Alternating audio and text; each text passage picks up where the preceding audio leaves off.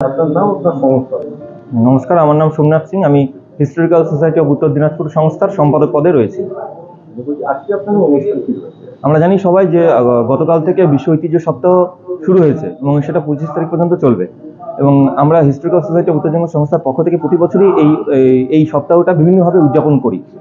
তো তারই একটা মাধ্যম হিসাবে আজ অর্থাৎ বিশ্ব ঐতিহ্য সপ্তাহের দ্বিতীয় দিন 20 তারিখ আমরা রায়গঞ্জ তথা জেলার ঐতিহ্যবাহী শিক্ষা প্রতিষ্ঠান রায়গঞ্জ কর্নেশন উচ্চ বিদ্যালয়ে একটি প্রস্তুতিমূলক আলোচনা সভা রেখেছি।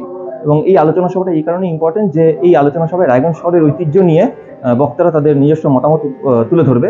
এবং এখানে আরেকটি বিষয় এটা গুরুত্বপূর্ণ যে এই আলোচনা সভায় বিভিন্ন বয়সের প্রতিনিধিরা অংশগ্রহণ করছে। একদিকে যেমন শিক্ষক শিক্ষিকারাও রয়েছে, অপরদিকে সমাজসেবীরাও রয়েছে, অপরদিকে স্কুল পড়ুয়া কলেজ পড়ুয়ারাও এই আলোচনা সভায় তাদের রায়গঞ্জ শহরের ঐতিহ্য নিয়ে নিজস্ব বক্তব্য উপস্থাপন করবে। এরকম টোটাল 11টি রায়গঞ্জ শহরের ঐতিহ্য নিয়ে তারা প্রস্তুতিমূলক এই বক্তব্য রাখবে। এবং আমরা চাই যে এই রায়গঞ্জ শহর তথা জেলার ঐতিহ্যগুলো আগামী দিনে সংস্কার এবং সংরক্ষণ করবার পাশাপাশি আমরা সেই ব্যাপারগুলো নিয়ে সেই ঐতিহ্যের গুরুত্ব সম্পর্কে সচেতন হই এবং আশেপাশের মানুষজনকে সেই গুরুত্ব সম্পর্কে ওয়াকিবহাল করি। কারণ আমাদের জেলা কিন্তু যথেষ্ট ঐতিহ্যবাহী একটি জেলা।